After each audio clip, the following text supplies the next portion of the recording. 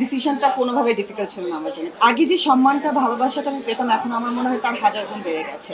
বাংলাদেশ আর আমার কাজ, আমার ফ্যামিলি ফ্রেন্ডস যাতে মিস না করতে হয় এই জন্য লাস্ট ৮ বছর আমি টিভিতে কোনো বাংলা চ্যানেল দেখিনি, নাটক দেখিনি, মিউজিক্যাল শো দেখিনি, সিনেমা দেখিনি, ক্রিকেট দেখিনি। কারণ প্রত্যেকটা সেক্টরে কিন্তু আমার কাজ করা হয়েছে এবং মেমোরিজ ছিল। আর ওইগুলো দেখলে আমার থাকাটা অনেক কষ্ট হতো। সো যার জন্য আমি কিন্তু দেখিনি। এই যে আসলাম, আসার পর আমি আস্তে আস্তে সব ইনভলভ হচ্ছি। তো এখন আমি মনে করি, এখন আমি ফিল করছি যে আসলে আমি বাংলাদেশ কতটা মিস করেছি।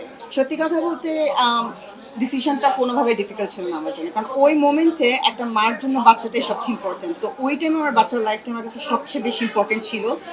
আর ও আমার জান, তো একটা জানের জন্য সবচেয়ে পছন্দের জিনিসটা স্যাক্রিফাইস করে আমার মনে হচ্ছে যে একটা তুচ্ছ একটা ব্যাপার ছিল। সো আই এম গুড, যার জন্য এটা আমার তুচ্ছ ব্যাপার ছিল, এই জন্য এটা আমার ওই স্যাক্রিফাইসটা আমার কষ্টকর হয় নাই। কিন্তু আলহামদুলিল্লাহ ও ভালো আছে এখন। আর ও যেহেতু ভালো আছে দেখে আমার মনে হচ্ছে আমার লাইফটা মাশাআল্লাহ অনেক স্মুথ আছে।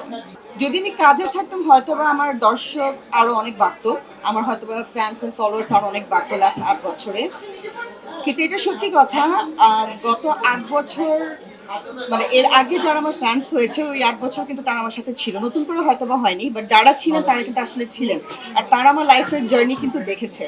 আর যারা আমার এই জার্নি দেখেছে তারা ওই আমরিন থেকে এই আমরিন যখন দেখেছে তারা অনেক অ্যাপ্রিসিয়েট করেছে। আগে যে সম্মানটা ভালোবাসাটা আমি পেতাম এখন আমার মনে হয় তার হাজার গুণ বেড়ে গেছে।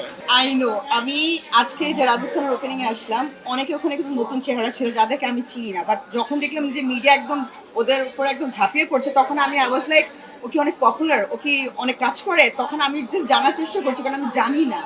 তখন শুনলাম যে সে অনেক পপুলার, তখন আমি রিয়েলাইজ করলাম যে আসলে কত গ্যাপ এসে পড়েছে। কারণ অনেক জার্নালিস্ট যখন তারা তখন ছিলেন আজকে অনেকে আসেনি, হয়তো আমাকে অনেকে চিনেনও না, যেমন আপনি আমাকে চিনেন, আপনি জানেন।